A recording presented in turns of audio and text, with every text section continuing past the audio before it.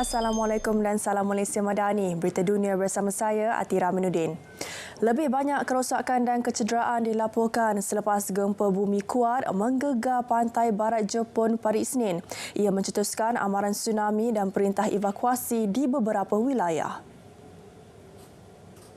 Siri gempa bumi kuat dengan gempa terkuat mencapai magnitud 7.6 melanda kawasan luas di pantai laut Jepun di Jepun Tengah pada petang Isnin menurut Agensi Meteorologi Jepun JMA. Dalam siri gempa bumi itu, gempa utama berlaku pada pukul 4.10 petang waktu tempatan pada kedalaman cetek mencatat maksimum 7 pada skala intensiti seismik Jepun di Semenanjung Noto di wilayah Ishikawa. JMA telah secara rasmi menamakannya sebagai gempa bumi Semenanjung Noto 2024. JMA sebelum ini mengeluarkan amaran tsunami untuk sebahagian besar pantai barat termasuk Ishikawa, Fukui, Niigata, Toyama, Yamagata dan wilayah lain susulan gempa bumi kuat termasuk amaran tsunami besar yang dikeluarkan untuk wilayah Ishikawa. Ini adalah kali pertama amaran tsunami besar dikeluarkan sejak gempa bumi 2011 di timur laut Jepun. Sementara itu, Ketua Setiausaha Kabinet Jepun Yoshimasa Hayashi dalam sidang media kecemasan memaklumkan tiada sebarang kerosakan dikesan di loji nuklear di Jepun berikutan kejadian gempa semalam. Menurut Hayashi, kebakaran besar berlaku pada transformer di stesen kuasa nuklear Shika Hokuriku Electric Power Company di wilayah Ishikawa. Bagaimanapun, kebakaran itu telah dipadamkan dan tidak ada impak ke atas loji nuklear itu. Perdana Menteri Fumio Kishida menggesa kementerian dan agensi berkaitan menilai kerosakan gempa bumi secepat mungkin, memastikan keselamatan orang awam, menyelamatkan mangsa dan menyediakan maklumat yang sesuai kepada orang awam. Laporan media tempatan terkini menunjukkan bahawa beberapa kes longsor tanah serta runtuhan jalan telah dilaporkan di beberapa bandar termasuk Niigata.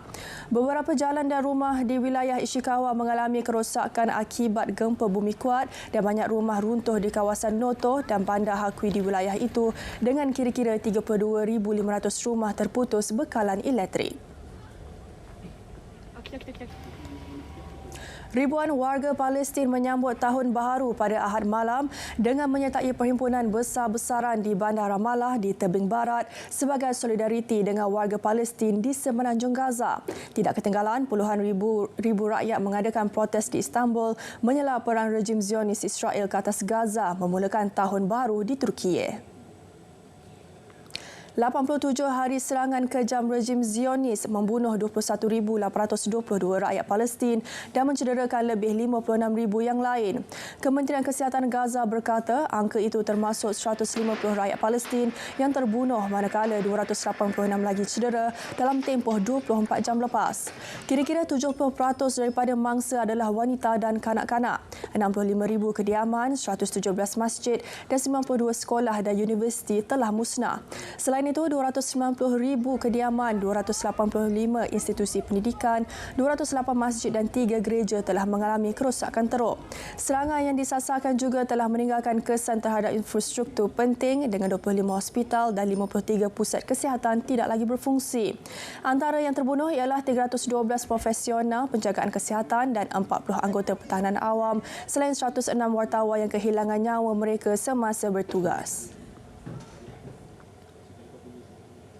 Vaksin untuk kanak-kanak mula memasuki Gaza, Semenanjung Gaza melalui lintasan Rafah buat kali pertama sejak perang tercetus 7 Oktober lalu. Vaksin itu merangkumi pencegahan polio, campak rubella dan beguk. Bekalan mencukupi untuk tempoh antara 8 hingga 14 bulan. Menteri Kesihatan Palestin, Mai Al-Khaila bermaklumkan vaksin dibeli oleh kerajaan Palestin selain sumbangan daripada tabung kanak-kanak PBB UNICEF.